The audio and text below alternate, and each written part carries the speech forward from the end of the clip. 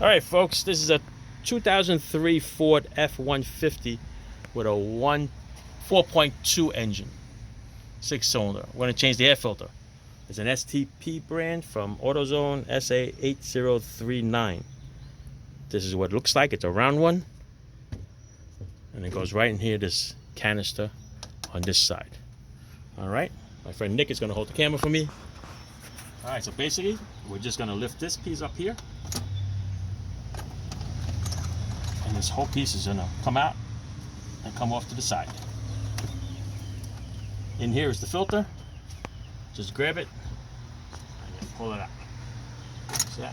There's a difference between the new one and the old one. See it? All right, toss this over to the side. Take this one, we're going to put it in. Make sure it's nice and clean. This is going to fit flush in there. Like that. Okay? It's going to have a tendency to fall down because of the angle, but make sure it's nice and flat. Otherwise, you won't be able to clamp this. All right? If you look at the clamp looks like a little U. When this first part mates with the second part, the U is going to go right over it. All right? It's going to hold both pieces together. So I'm going to bring this little bugger around.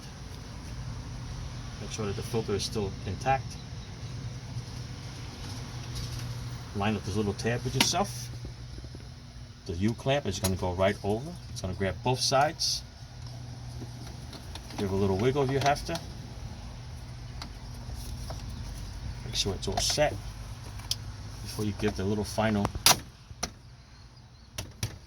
click. That's it. All done. Thanks, Nick. You're welcome.